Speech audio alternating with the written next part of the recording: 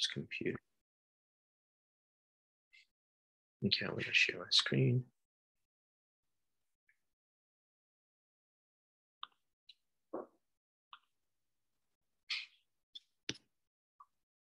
All right, so let's open the code sandbox.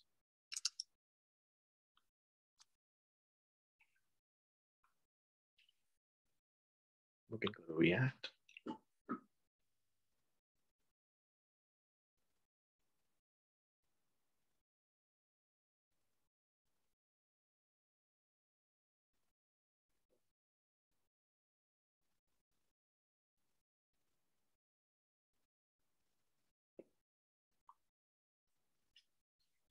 Yeah, it's always slower than expected. So.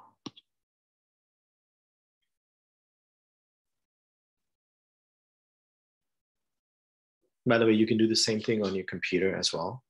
I prefer this because it takes time to set up the environment. Basically, if you want to do the same thing on your computer, you have to download a bunch of packages and set up the environment.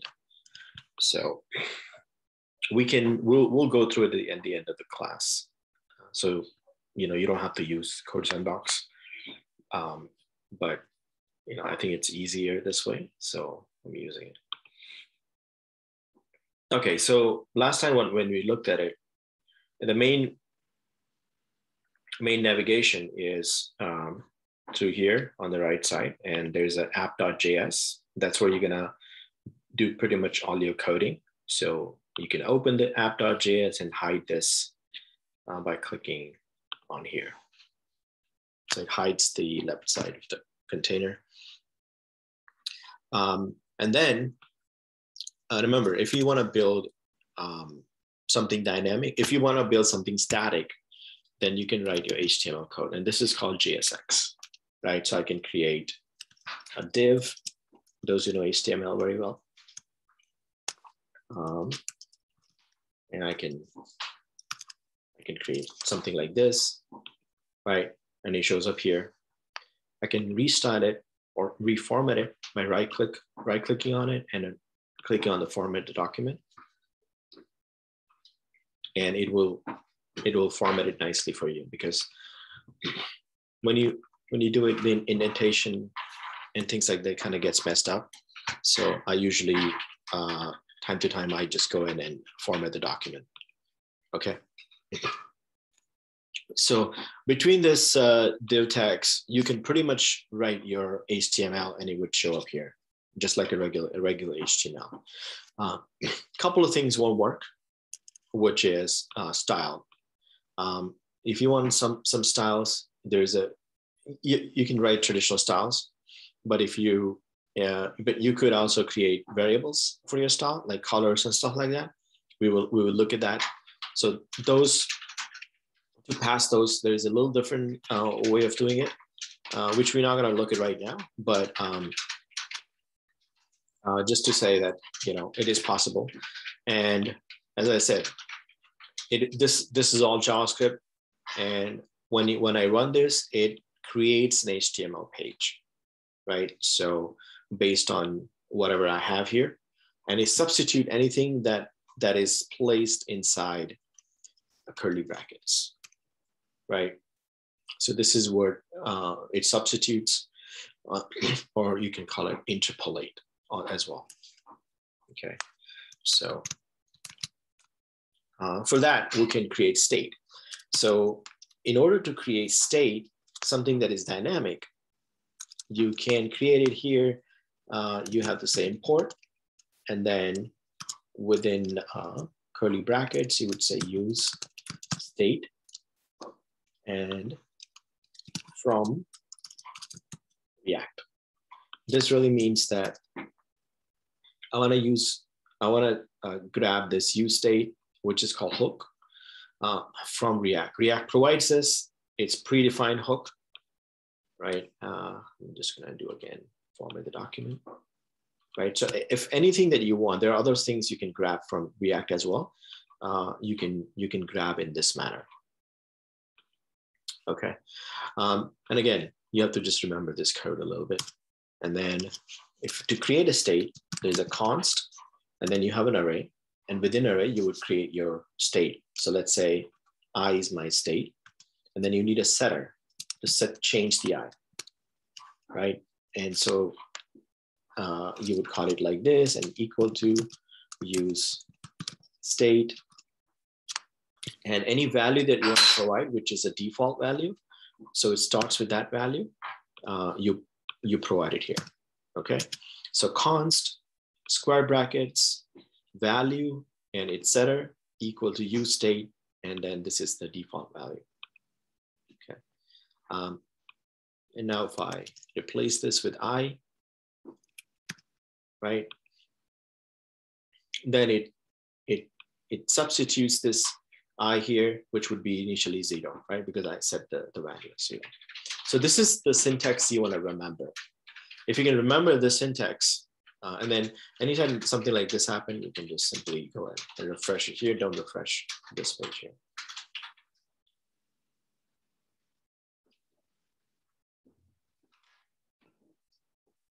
Okay. So the 0 show up here. If I say 10 to start with, then 10 would show up, right? So it substitutes its value here and it renders the page on here. If I want to look at this page, I would right click on it and I would say inspect. Okay. When I do that, this inspector shows up. And the first tab it's called element tab. This is where you would see your HTML structure. Okay. And inside the body, you would see that it has injected this, this thing here. As you can see, it has div, class. So if I copy this, guy, we can see what we wrote and what it had created.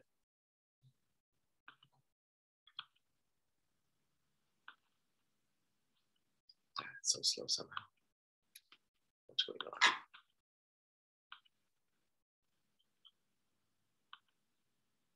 So I can say edit this HTML, and I'm just going to copy this part. And if I bring it out here, underneath here, let's format this.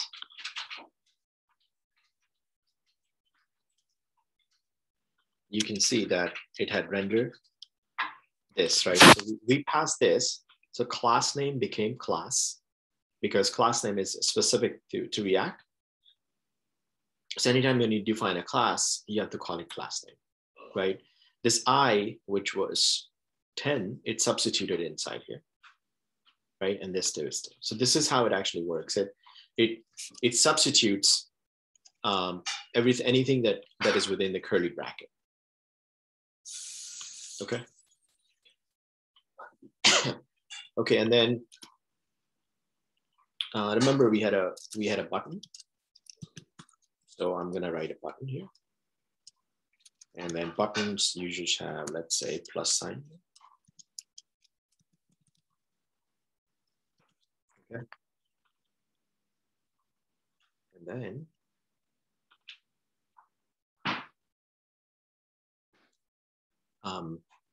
right now, it shows up, but if I click on it, nothing happens, right? Because I haven't really connected, connect this way to increment this, right? So we can do that, right? Right now, there's no way for I to update itself because I need to call this set I, right? So what I'm going to do is I'm going to create an event.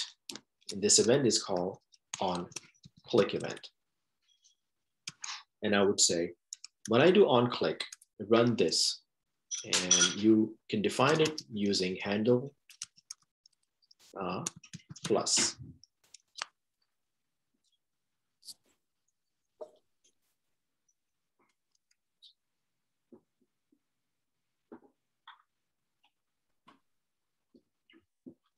Okay. what this means is when I on-click, this would run. We haven't defined this here yet, but I can define it. This is nothing but a function. So if I say function and then name of this, and if I just simply say console log script, right? And if I open the console here,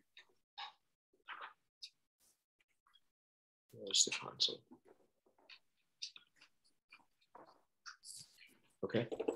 If I click on here, it would say clicked, right? So any button or anything that is clickable, you can have this click event, and make sure that you have camel cased. Camel case is basically starts with a lowercase. So O is lowercase. And then when you want to separate something like on click, you would use the C. So it's like, looks like a hump. That's why it's called camel case.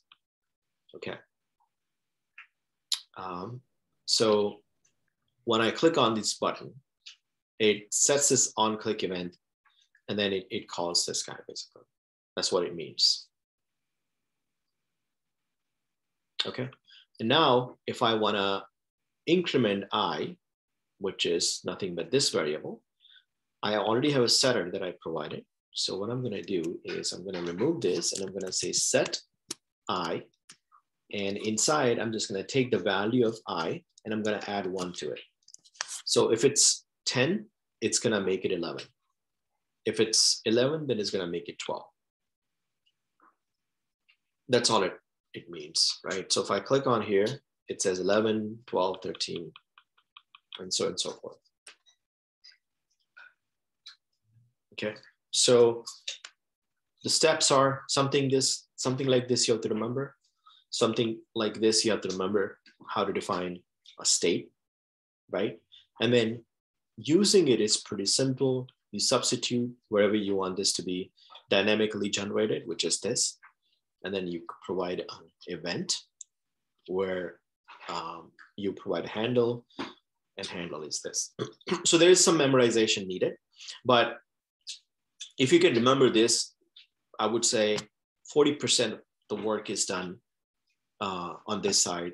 40% of your application is going to be, you know, having some sort of a JSX, having a handle, having a state. Any question on this one?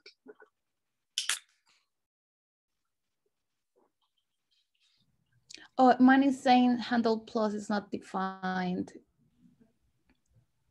Have you created this function? Yeah.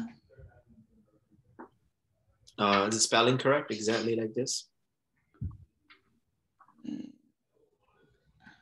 Let me check.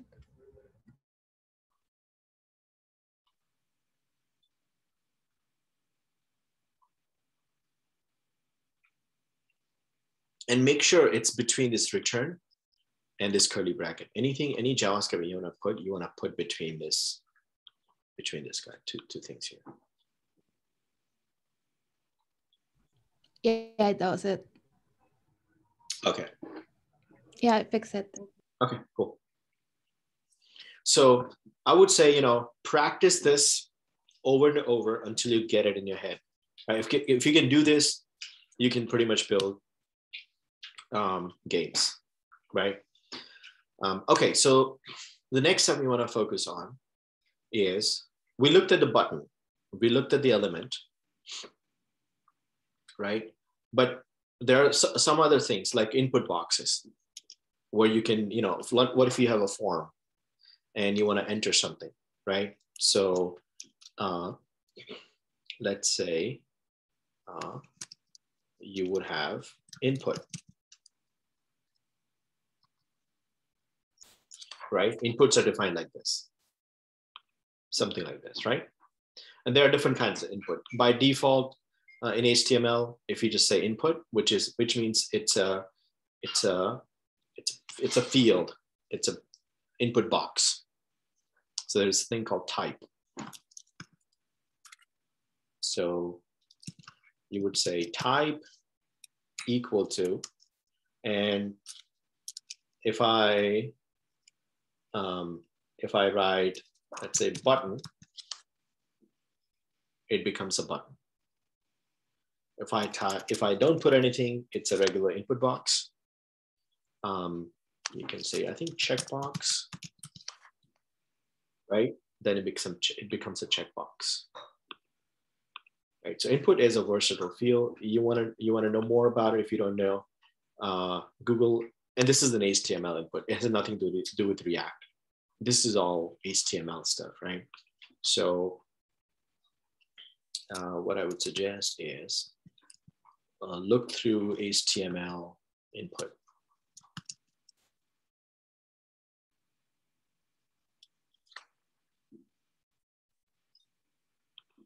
And you have input tag.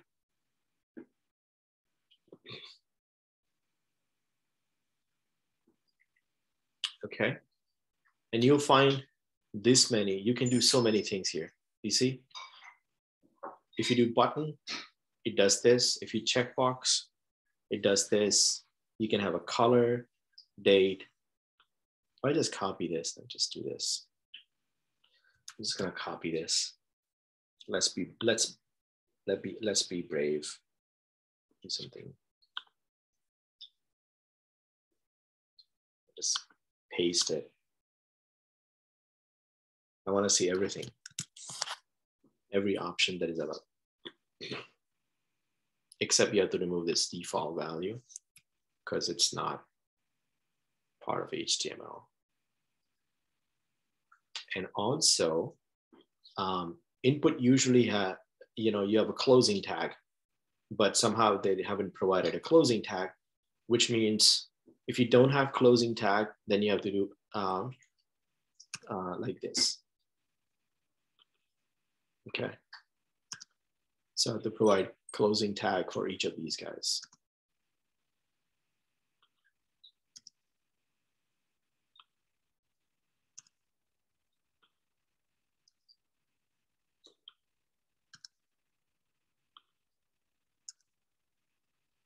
If you want to be a front-end engineer, you need to know your HTML needs to be really good, right? Because ultimately that's what you're going to develop.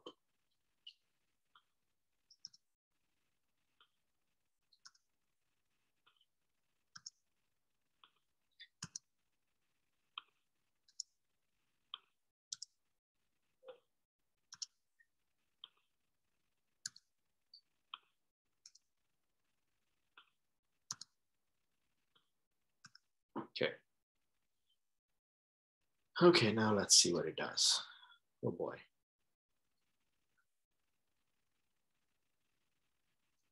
Now we got ourselves a big mess here, right? I'm just going to remove image because you don't need that one. Let's start from the beginning, right? So the first thing is a button. So you see the button here, right?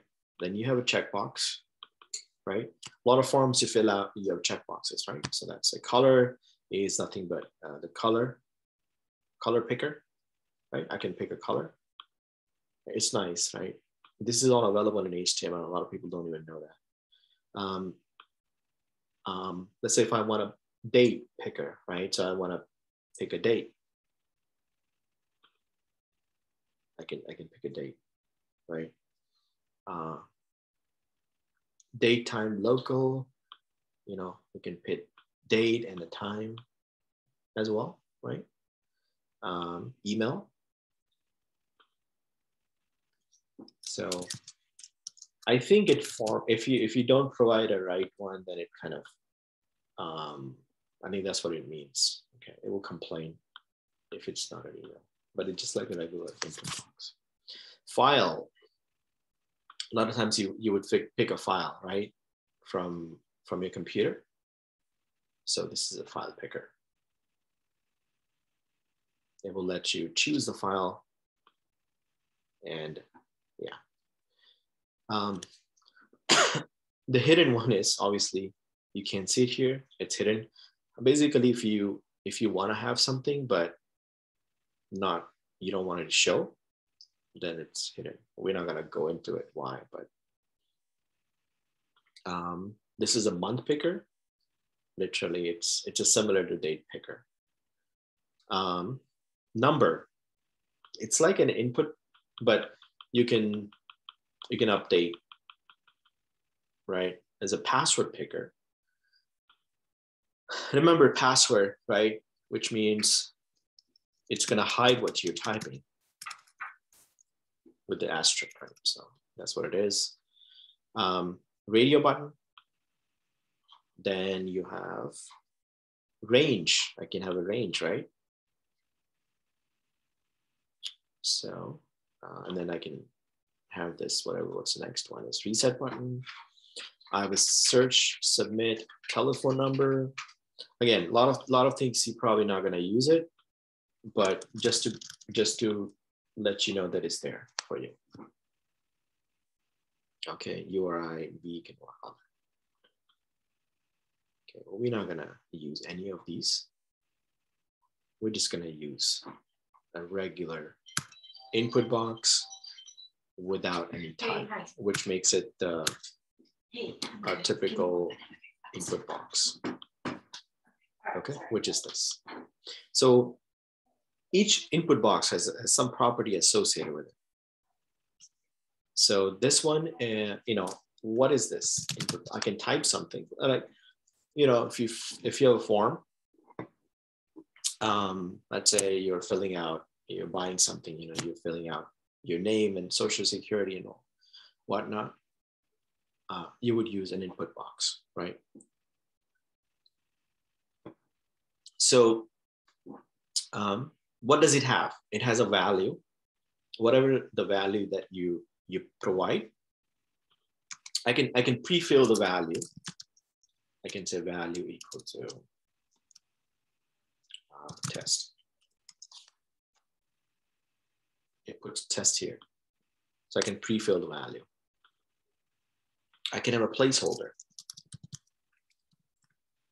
Anyone know what the placeholder is?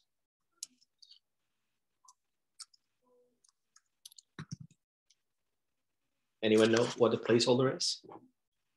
Why would you use placeholder?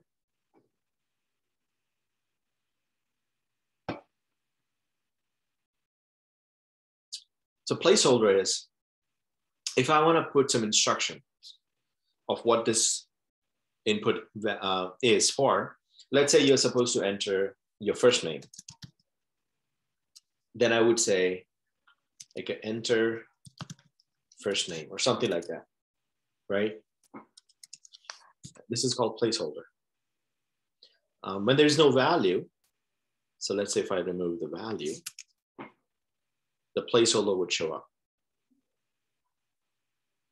Okay, let me refresh it.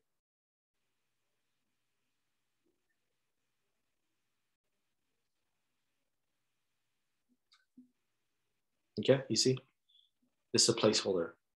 It's not a value. It's some instruction that tells you that there's some value here that you can put, right? So I know it's a name. So I'm just gonna say, my name, right? And then it hides. Okay. So there are a lot of things you can do.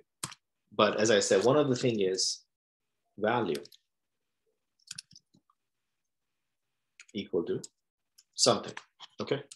So what I wanna do is, I wanna create this value as a state. So let's assume that this is name. Okay, so we're gonna create a state called name. So let's create it, const. Again, the same concept. You need to create name and the setter. So it says set name, right? Equal to use state. And right now, I don't want to fill it with specific name. I just want to keep it empty, right? Because let's say if it's a form for name, they don't pre-fill with your name because you don't know what name's going to be in, right? So you leave it empty for now, right? And I'm just going to also remove this. Okay, and I'm just going to remove button as well for now. So it only has this thing called input. Okay.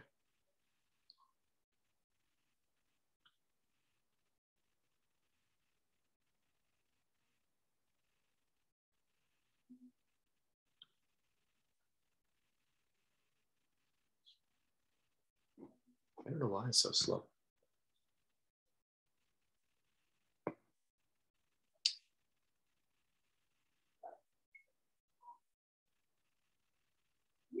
I don't know what's going on here. Okay, let me format this. Okay. So now I have this input, right? I don't have any name. So what I can do is I can say value equal to, instead of this string, I want to interpolate this. I want to substitute this here with whatever I have here. And right now it's empty, right? So it's going to put empty string here right now. And that's why you don't see here, right? But we are able to create a state that if I change this to, let's say, my name, right? It will automatically be substituted here. Okay, so if I refresh here, oh, well, right now it probably won't because it needs, there's a caveat, which I'll tell you. But it's you see here, it give you warning that you provided a value prop to a form without something called on-change handle, which means it's kind of fixed value. There's no purpose for having this fixed value right now. So I need to provide a handle called on-change. What is on-change? So remember there was an on-click for button. Oh, not for this guy. My bad. It's supposed to be here, right? I think I was putting in the wrong one. So this warning would go away if I provide this on change. So I would say on change. And it has exactly the same signature, which is within the curly bracket, I will provide some sort of handle. Handle, let's call it update name or something, okay, which we haven't actually created yet. So in order to create it, I'm just going to say function handle update name. Okay. Which means, what is on change really means? On change means when I type inside that input box, like when, like every single click. So if I go here and if I change, if I say F, it will, on every single click, it will go and run this. Okay. So what should happen, right, when I change it? Now, this is not a button. This is an input, which means I need to somehow grab this value, whatever value I'm entering, and I can do something with it, right? So HTML automatically provides that value through a field here, so which is called event, or I can just call it E. Okay, so don't worry about it how it comes here, but it automatically comes here, and it has a lot of stuff. And one of the stuff is it provides the value of whatever I'm changing, right? So if I say console log e dot target dot value, this means give me this value. Okay. Okay, so I'm just gonna clear this. And then if I type something, it gives me this S. It's not coming back for because I haven't set that back. It's just giving me here, right? Because I already said, just use this here name, which is this fixed value, right? So it's not updating the value inside input, but let's say if I type A here, right? It added the A, but it's not updating here. Okay, so, but it is giving me that, hey, you updated it. So now what I need to do is just whatever value that I've updated, I need to set it back to the name. Okay, so what I'm going to do is I'm going to say set name, and then I can say e dot target dot value, which means set this value back to this guy. So basically it updates the name, and that name gets automatically updated or substituted here, right? So now if I say A here, now it gets updated. You can see that, right? Now whatever I update here, it gets updated here as well. So now the value or this name now holds whatever changes that I made here. Initially it has this name, but after that, if I change something, it holds that change. And to prove that, if I simply go here and then create an element,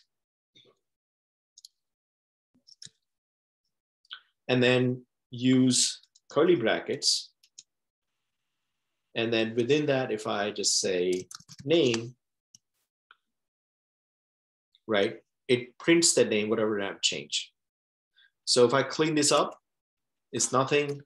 When I type it, it also updates this, right? So it's very nice, because what's happening is when I change something in the box, input box, so initially this value is set name equal to name. So when I refresh it, I would see this name because this is what I set. Okay. And this also shows me the same thing, right?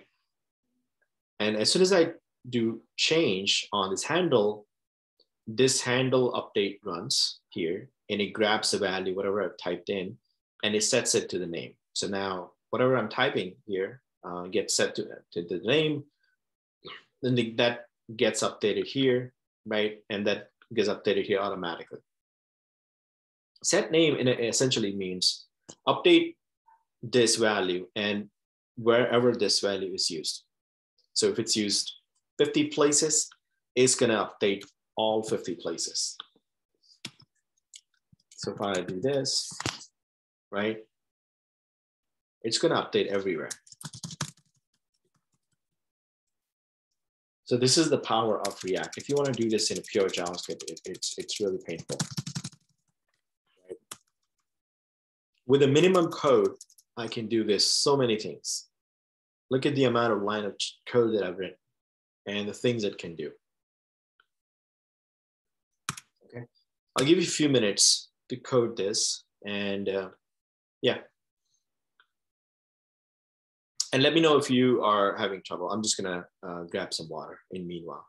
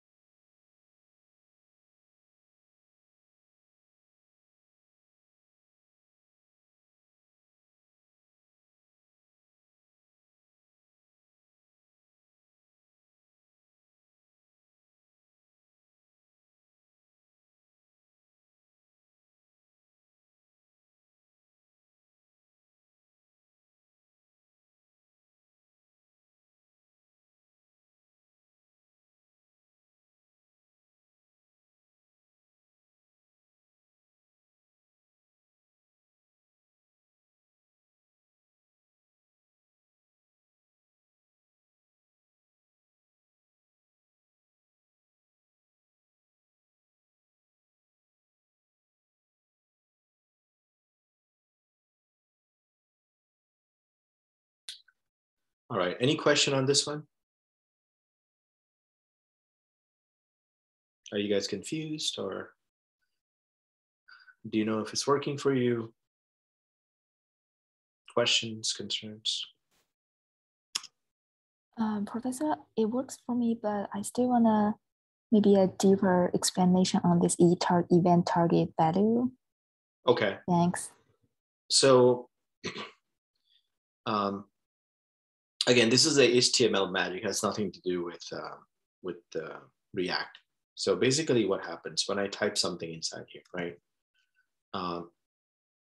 HTML provides, whenever you have a handle, right? HTML provides, because there's no easy way to pass what you've done to this function, right? Because your function may need to do something with that information, right? When you click on it.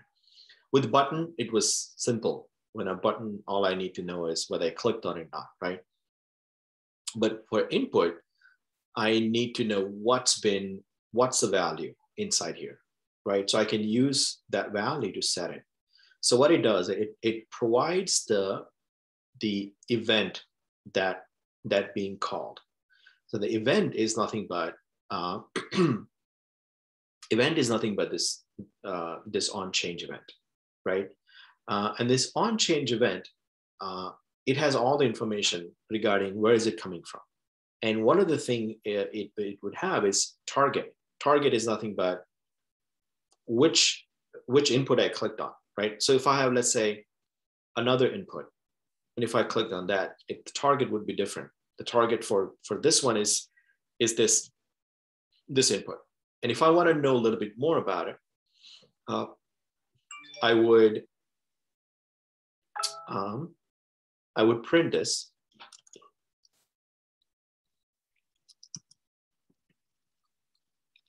E dot. Let's say if I do console log E. The issue with this is there is something called reusing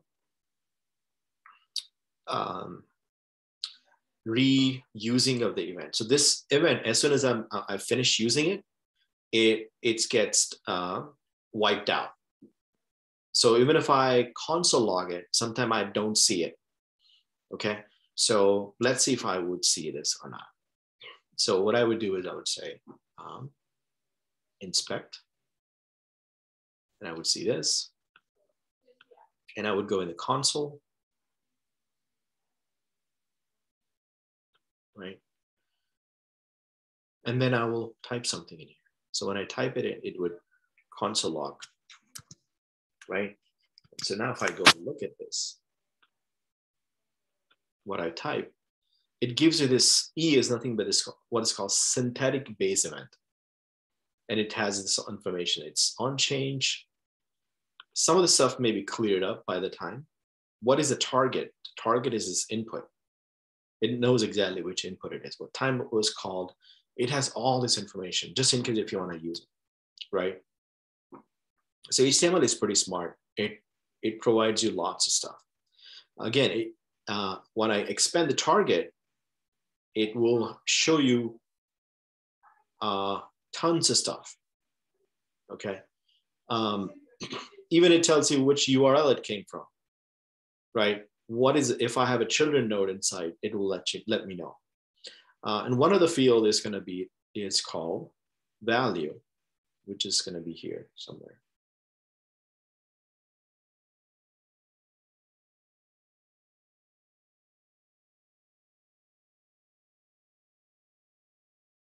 As you can see, so many stuff here. Where's the value? And it's alphabetical order, so it's U, V. Okay, so you see the value here, see? You see the value, which means it's the event that it passes on, it has everything that is associated with this event. So all of these, I get it inside here. So anything that I need regarding this, I can grab it. So it's really cool, right? Because that's the only way to do it, because otherwise, I don't know what's been. So basically when I change here, it passes everything to me using this E, right?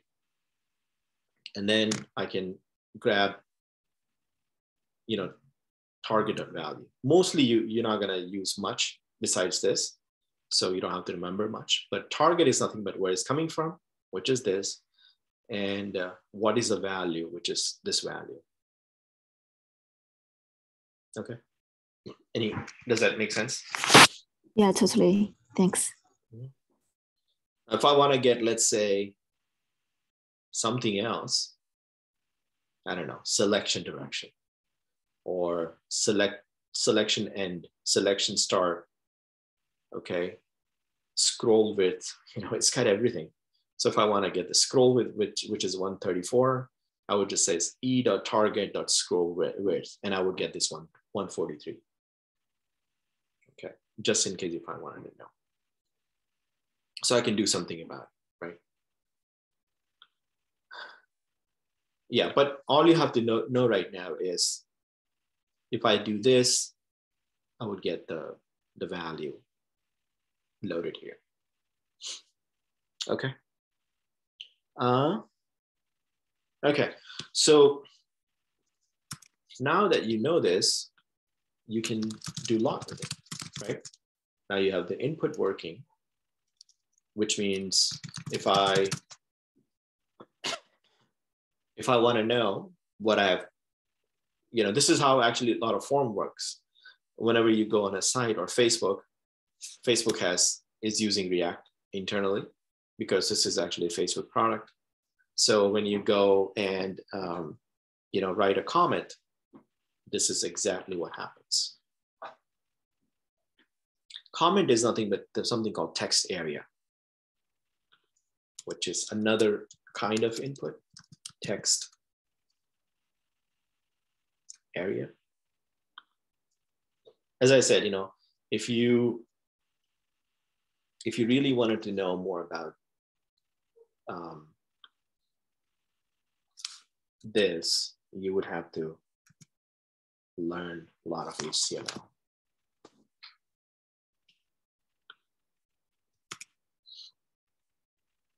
Okay, so this is like your what is it called? Post, right? Because test area is usually expandable, or sometimes it's not expandable, but sometimes it is. But it's different than input box. Input box is a one line only. Text area, you can put multiple lines, right? But it does the same thing, as you can see. And because I'm using name everywhere, which means let's see, it syncs everything. So if I type A here, right? There's A here. Now if I type B here, it syncs everything. You see? It's because I'm using the same handle. The target is different.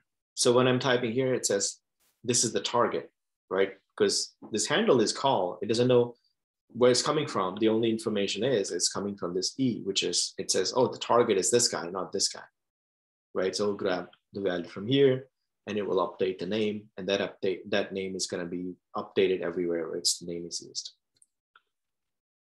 So it's really cool. Okay. Any question? Any further question? Make sure you understand this, and remember, you know, write it down, create an example, save it, so you have some reference to look at next time you use this, right? Because I don't want you to, oh, what did I do last time? I don't remember, right? Create some area where you just copy paste all the examples, or you save it here, right? Name it. You can actually name this here. So if I just say save, I can go here and I can name it. I think there's a place where I can name this. I'll click on here. I can name here. So I would say, let's say on change example React.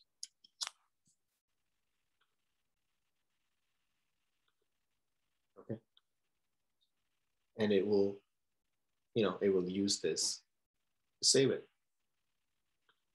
So next time when I wanted to look at this, I would go in my profile and I would find this. So make sure that you save, save it. What happened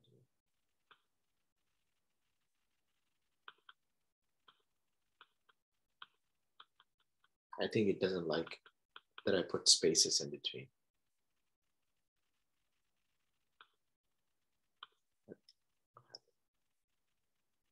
Okay, I think it's saving it or something.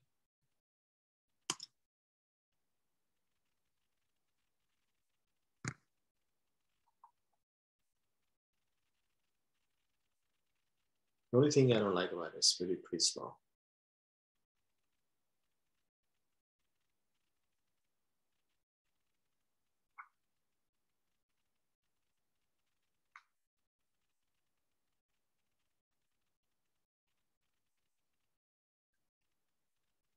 And most of the time you're going to deal with input fields, right? Whether it's a text field or date field, selection box or checkbox. You're gonna be working with any those stuff, right?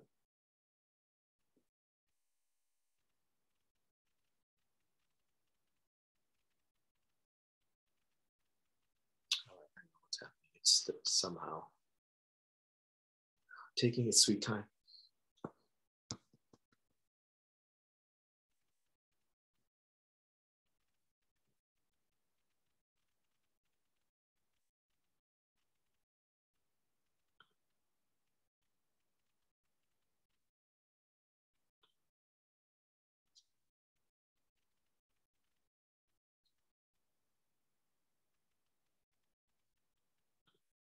I may just create a new one.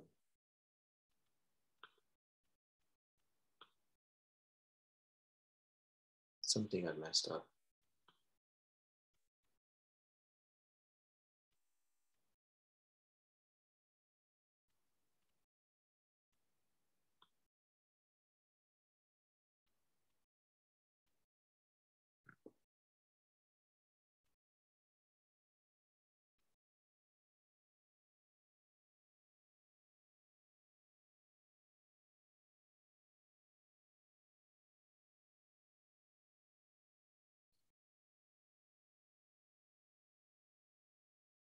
Okay, I'm going to try this last time. If it doesn't work, I have to create a new one.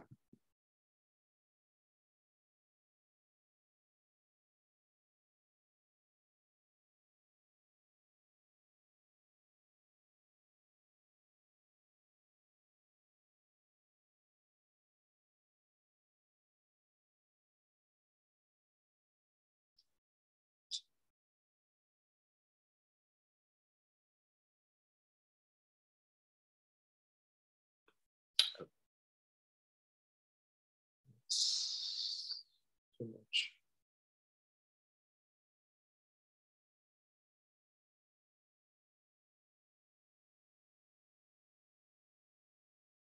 Okay, I'm going to close it and open a new one.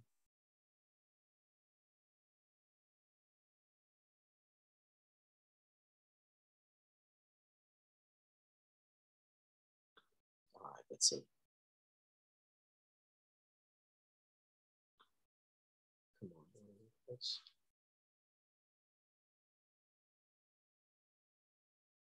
Okay. And we'll just say close the box.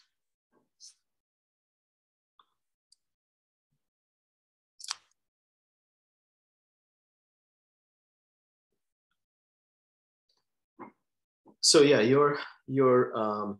if you really wanted to be a front-end engineer, you need some HTML skill, CSS, and React. If you have 3 of these skills, then you are good.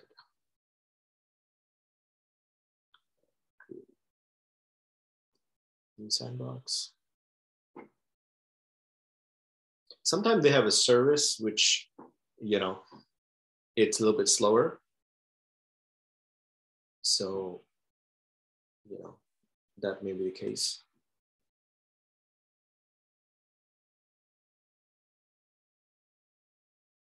Okay. All right. So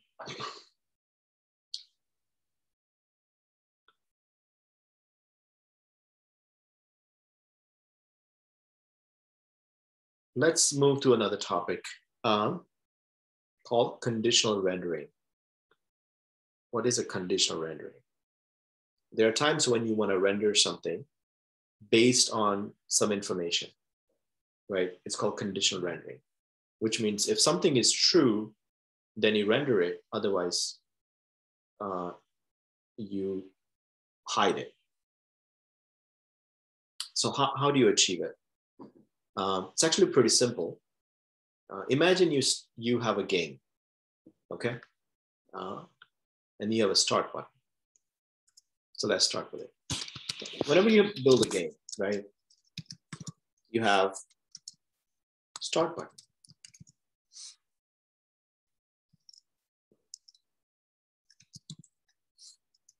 Right?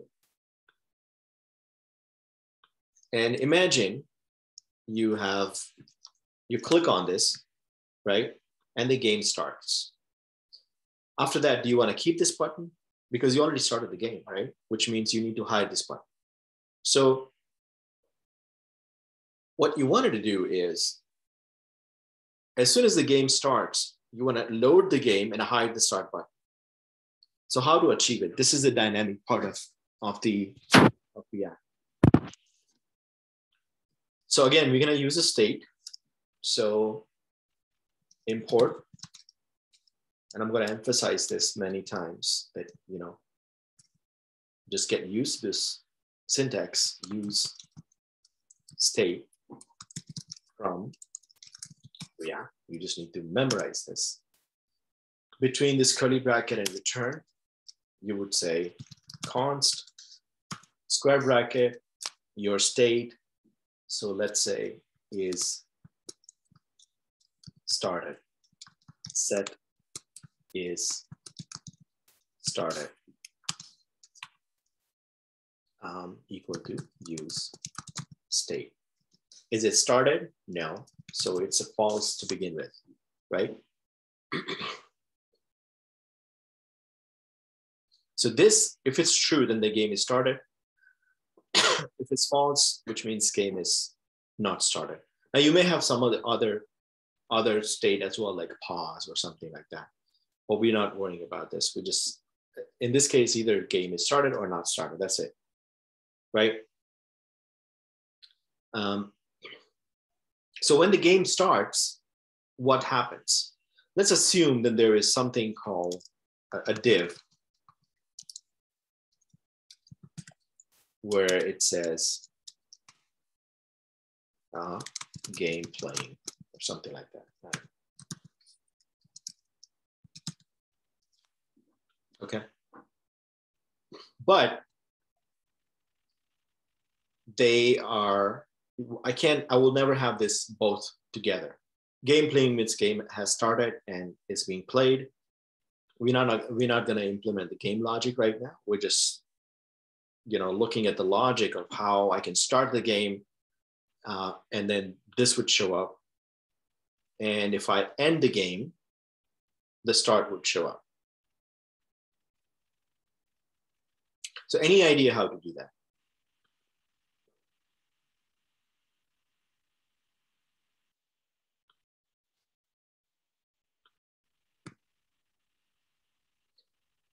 Obviously, we have to use this status, right? So I can say if it started, right? I can write here.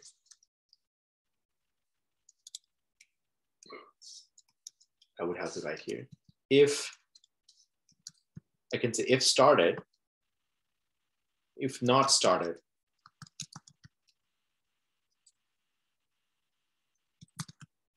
show start button, right? if started, show start button and hide game playing, right? If started, show game playing, hide start button, right? So you will never have a case that they're both together are showing like this. So let's start with this guy first. So what I would do, I would use a curly bracket, right? And then I would say is started, which means if this is true, render this. And for that, I'm gonna use end to end. And then next thing I'll do, just use here. This is a logical operator, which means show if both are true. This is obviously is true, but if this is false, nothing will render. So just remember the syntax. If started, this really means if started and show this, right? In this case, it's not started, it's false, so it's not gonna show this. Similarly, I can do the same thing here. I can say not is started, which means if this is false, which is just not started, then show this, right? So I'm just gonna remove all of these.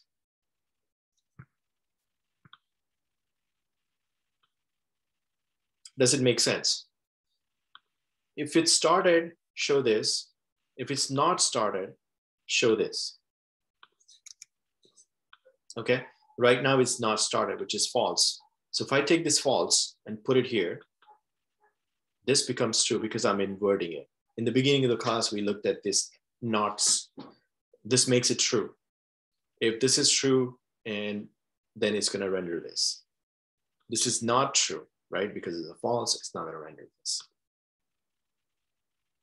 Now what I wanna do is, oh, actually opposite, my bad. Nobody said anything. If it's not started, then I wanna have it start because I need an ability to start, right? If it started, then show this. So now what I wanna do is, if I click on here, I wanna start the game, which means this would become true. If this becomes true, it would automatically hide this and it would play the game. How about, I remember I showed you how on-click event works, right? So how about you guys try?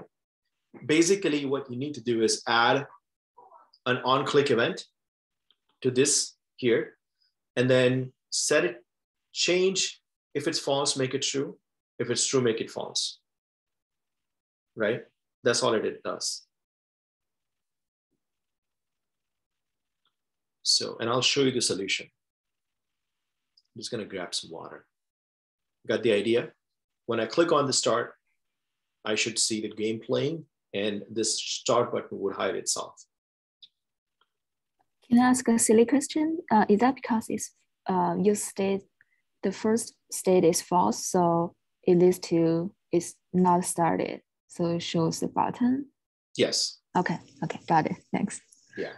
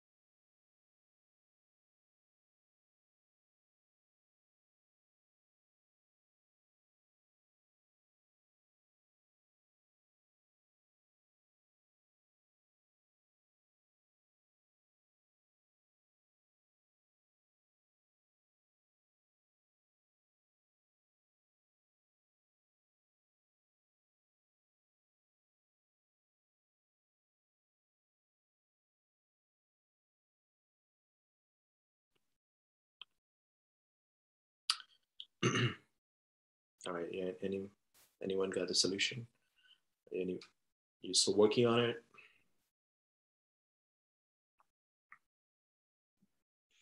I'm finished. Okay. Who's working on it still? Let me know. I can wait for a few more minutes.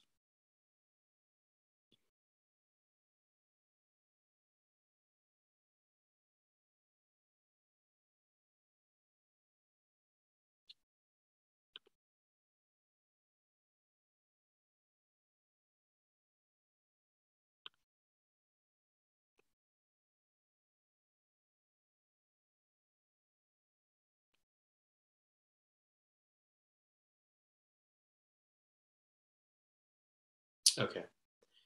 So the solution is, and you can also read things from this way. This is nothing but not, right? This exclamation mark, if you put it in front, it means not. So you can read it like this. Is started, then you show gameplay, right? Which is right now it's not. So it's not showing. But not is started, show this. So it's gonna show because it's not started, right? So this is how you can read this as well. So now what I wanna do is, when I click on here, I want the game to start, which means all I need is an on-click event here. And remember, the signature is equal to and then curly brackets, and I'm gonna put some handle. Call handle start game.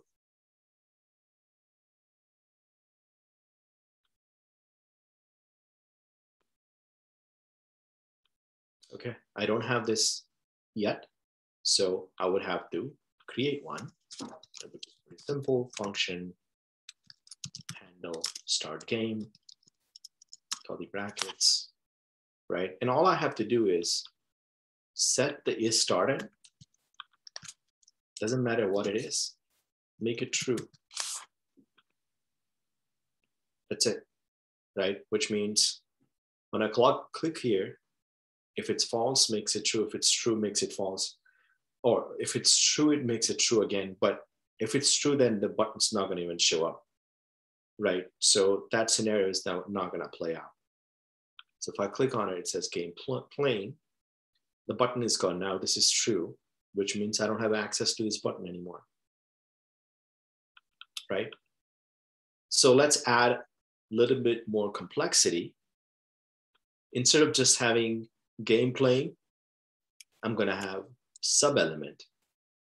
So I'm just going to have, let's say, span here. I'm assuming that you guys know what span is. Okay. And then maybe have a button here.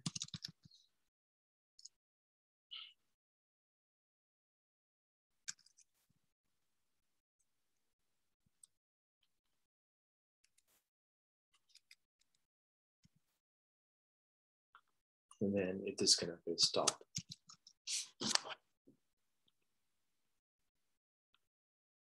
Right. So instead of just having game playing, while the game is playing, I am providing a button. So pretty much any game you play, you will have a pause or stop button, right? So here I have a button called stop. So it stops the game. And when it stops the game, it should, I would not have this game playing, right? So I can do the same thing. I can create an on click here equal to, and I can say handle and game, right? And function handle and game set is started equal to false.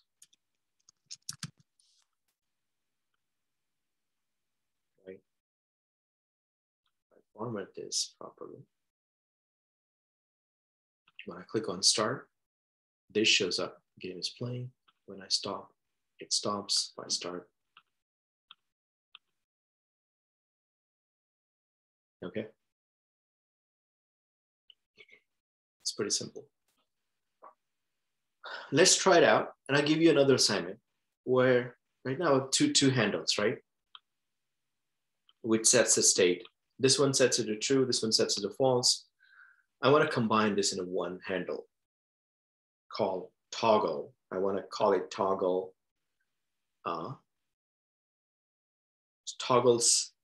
start or something like that, right? And both buttons should use this. Well, actually, I haven't showed you how it will work, but you can use that E to figure out whether it's coming from start or stop, right? Or there is a way to pass this information into the button as well. Okay. How to read this? Okay, let's look at it. How to read this? So I want to know whether it's coming from start or stop, right? So I'm just gonna focus on start, and I have E. I'm just gonna say, I'm not gonna do set is this, and I'm just gonna say console log E, and I need to know if it's coming from this. How do I get this start, right? That's a one way of doing it. So let's look at the inspector. So you right click on here and say inspect. The inspector would show up. And then I would say start. And right now it won't hide because I have disabled this, right? All right, so now if I go look at the console,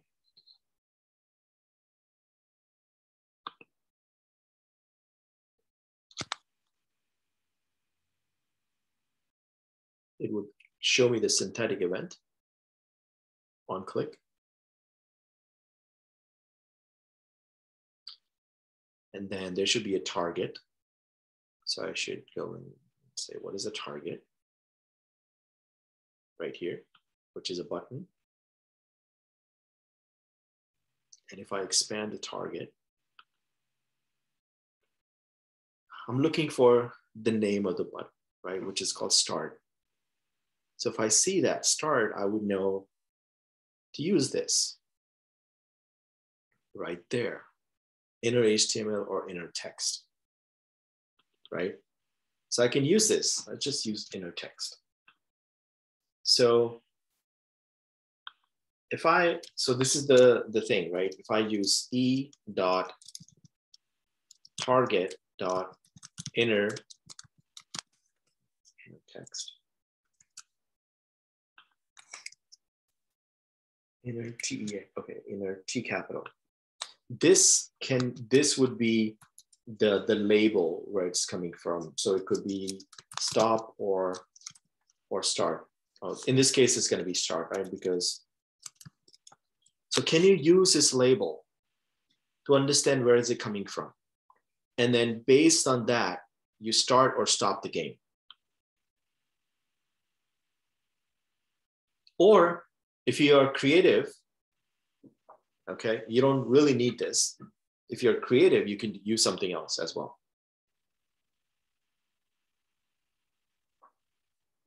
Okay, so I'm going to give you a few minutes to think about it and come up with a strategy so that instead of two such buttons, we're going to have only one, two such handle.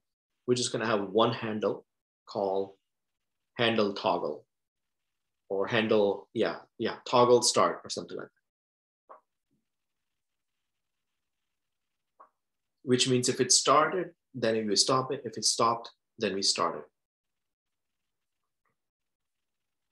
There are multiple ways to do it, but yeah, I'll let you decide. Everyone got it? I'm gonna stop video and audio for a few minutes and let you code. Okay.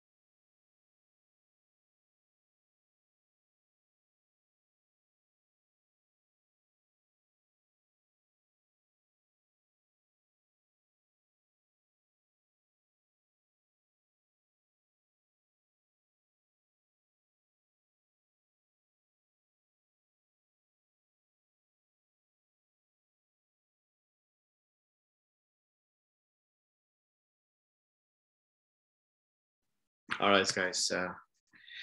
I hope somebody's got a solution.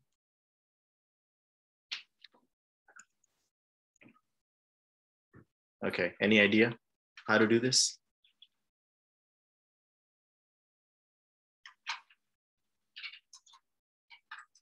Just explain the logic. How would you do this?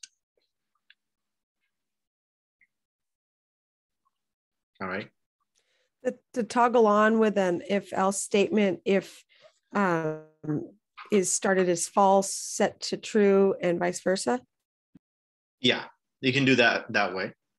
So simple way to do it is, I will just show you. Simple way to do it is, I'll create a function, a handle called toggle. So handle toggle, right? And I would use this both places. Oops.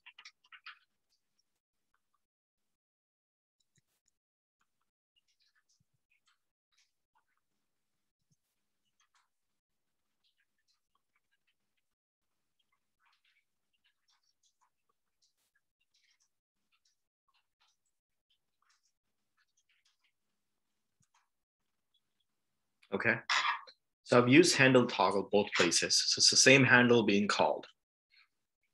Now, all I need to do is, if it's true, then you want to make it false. And if it's false, I want to make it true, right?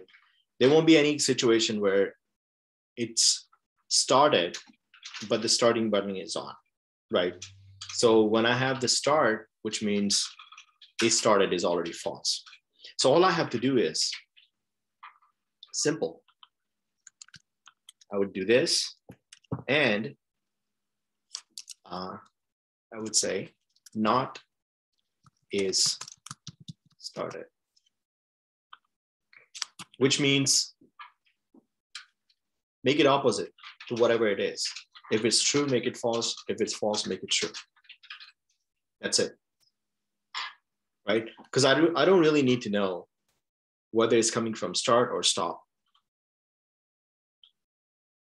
right? So right now it's not started. When I click on it, I don't have any way to click back on start anyway, right? So I cannot really toggle it that way. So now if I click on stop, it's already started. So it's gonna make it stop. Okay. Start, stop, right? Okay. If you want to consider this, and there are cases where you may want to look at which button I clicked. If it's more than this kind of situation, then you want to grab from the E, the target, where it's coming from, and then make a decision based on that. Okay, but I always look at the simplest solution, which is this. Any questions?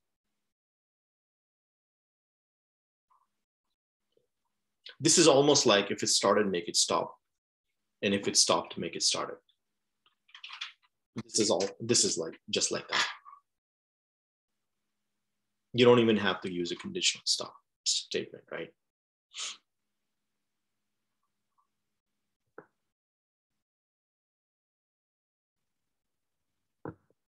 Any question on this one?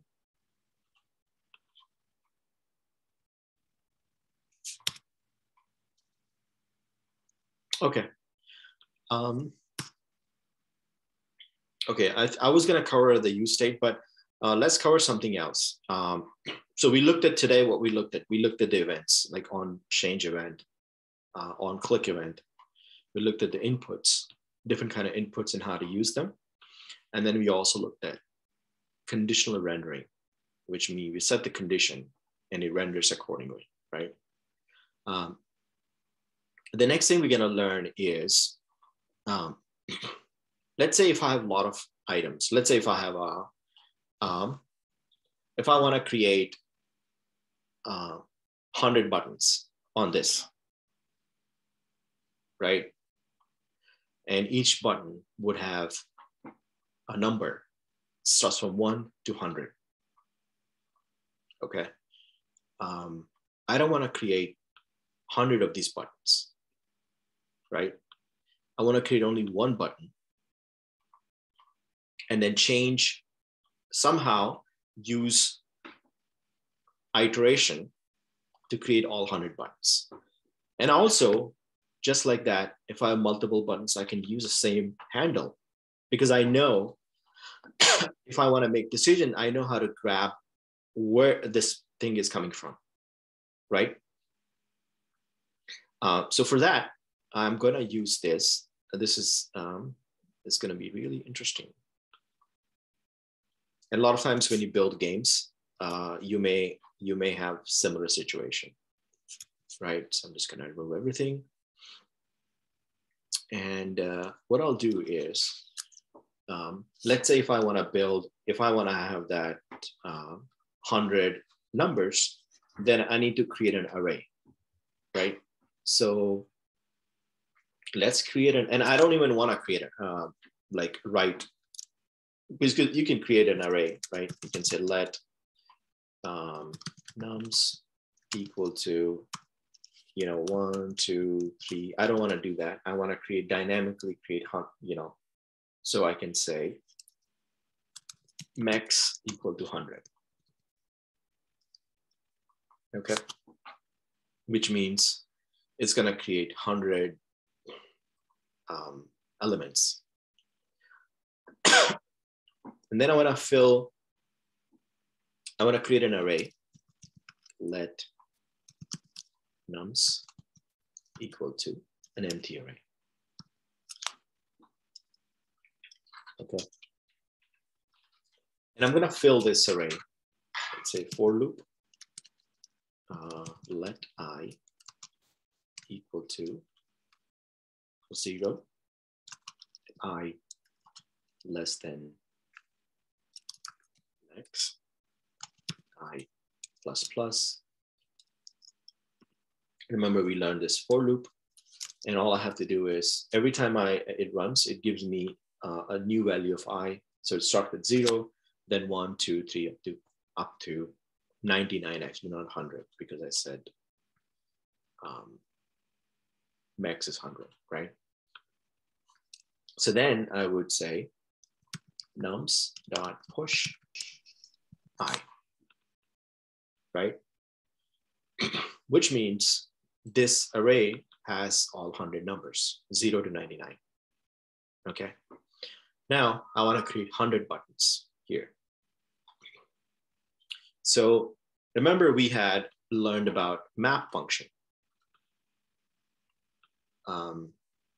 So you know how map function works. So you have an array and then you say map, right?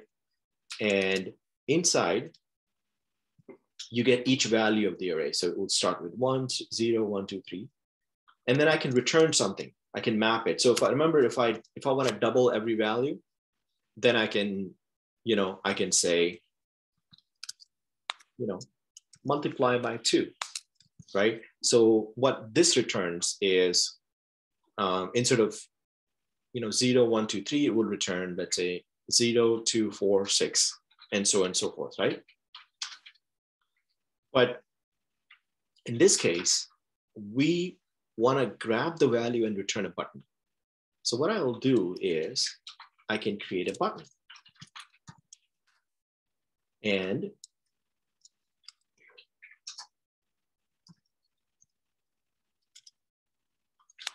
okay, and I'm gonna do is I'm gonna put V here,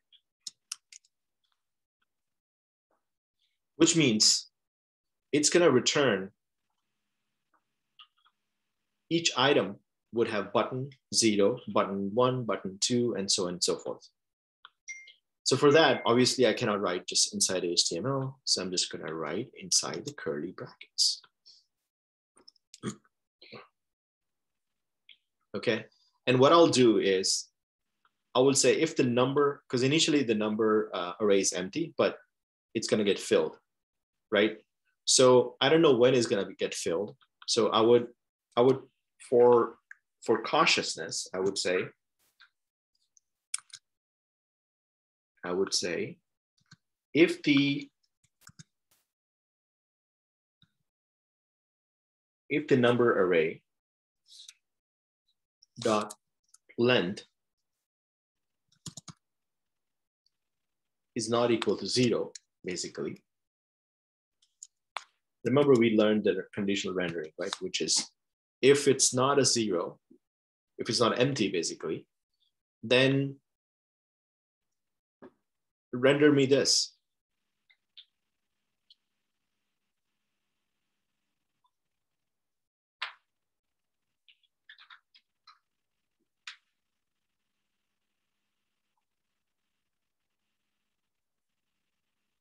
So I have 100 buttons now. See how much code it is? How many lines? I have less lines of code than the number of buttons here. So this is the power of React. I can build an app that, these are all the buttons. I can do 1,000. If I want to do 1,000, 1,000 buttons.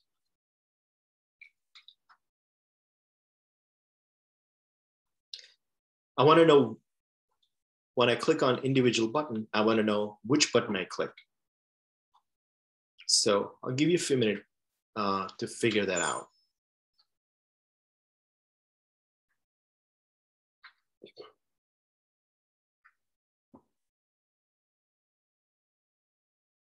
Okay, so what I want you to do is write this code, okay? And I want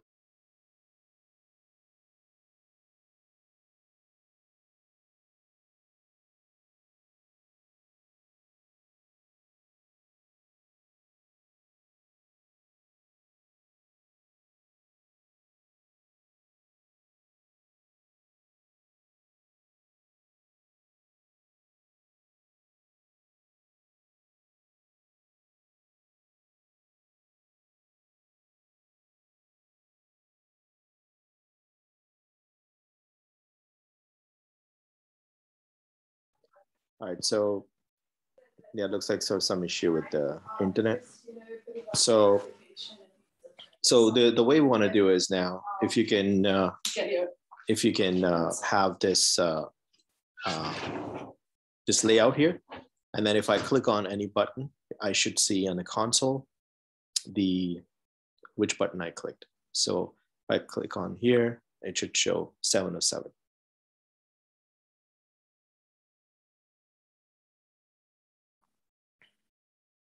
Any questions?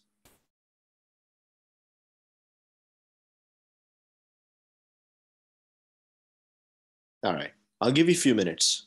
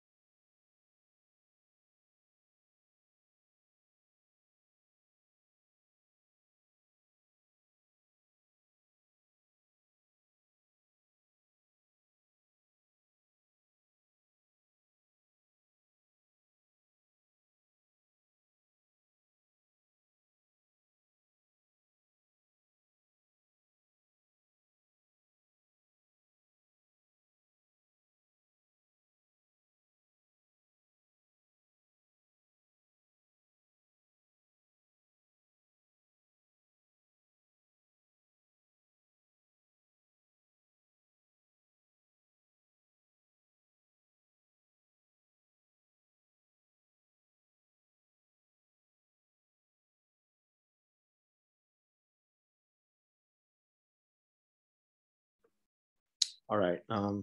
You guys still working on it? Any solution?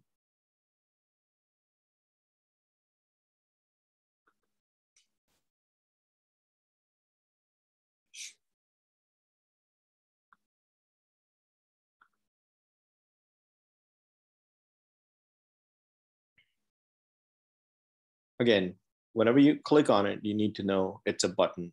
So just blindly write on click, right?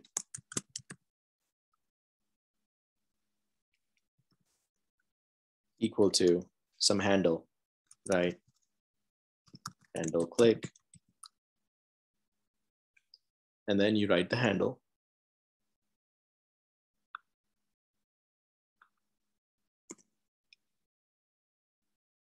Oops, what happened?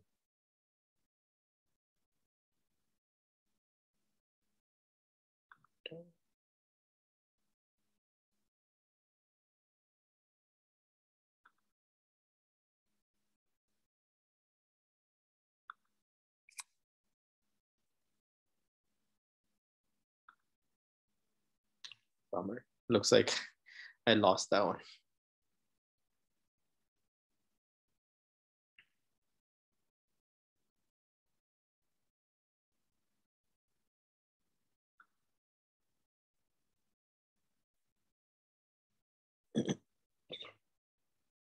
Hopefully it loads back.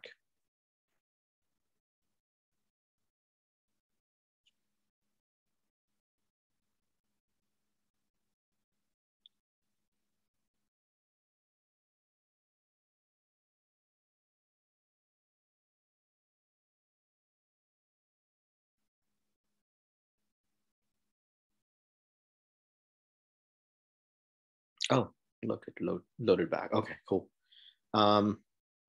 Then I just need to, okay, let me hide this. And then what I'll do is write that handler.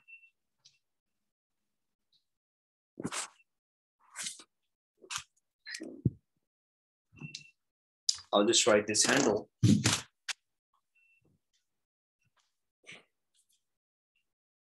Which is this handle click, right? So to do that, all I have to do is copy this. I don't know why is it not, this not hiding.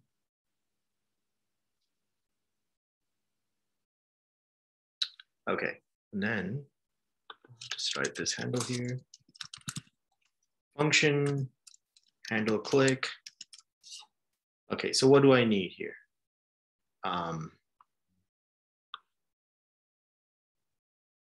Right, I just need to know where am I coming from, right?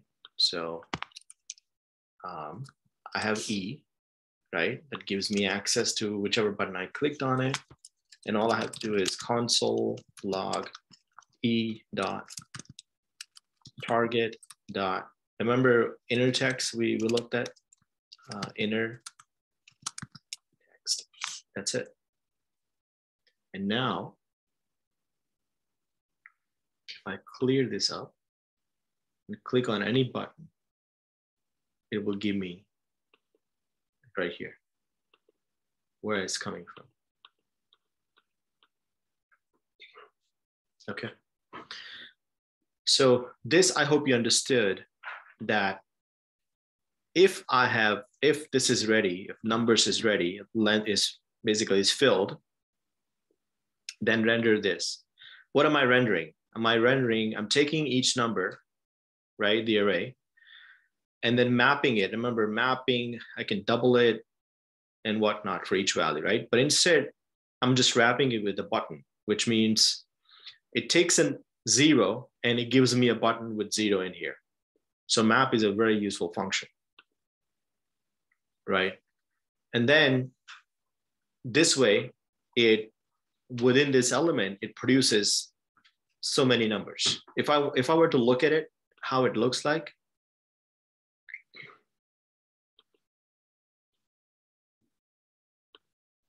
it just simply produces button with numbers as the inner text here, right? So it produced 1,000 numbers. It has more, right? But so it hides all the node, but you get the point. It has 1,000 buttons basically. Okay, the amount of line is pretty simple. Okay, there's actually a function which is pretty neat. It's called array.from. If I use that, then I can reduce the amount of line as well. This is a pretty neat function. So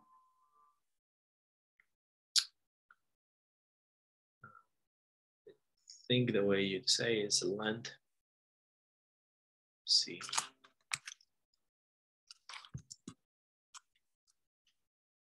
Okay, something like this. Okay, all I have to do is I don't even need this for loop. I would simply do this. Say I do 100. And let nums equal to. This exactly means create an array with length of 100, and then I have value and index, and use index as the value. And it creates this. So I have even smaller code. Actually, don't need use state here because I'm not using any state. So actually 15 lines of code can produce me this much, this functionality. So this is the power of React. Yeah. Any question here? Let me paste this code inside the, so you can try it out. I'll paste it in the chat.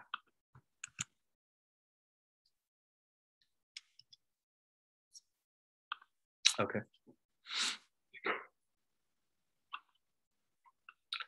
All right, so now that we learned some basic React, I would say we are 50% done with React, okay? I mean, the stuff that we wanted to learn. I mean, React is quite big also, but if you really want to build like a professional application, like if I want to build Facebook clone, then I would obviously need more than this knowledge, right? But in order to, build your games, we are 50% there. Okay.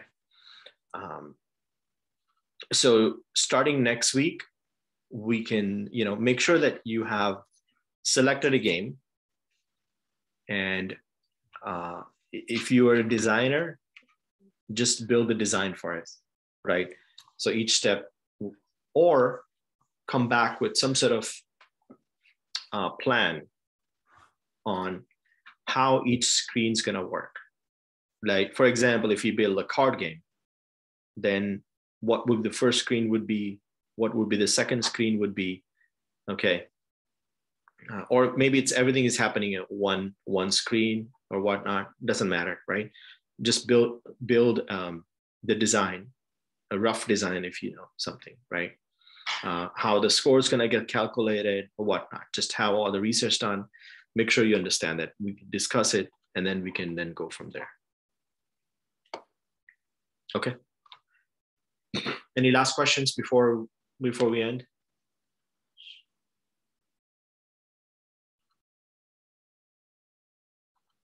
Okay.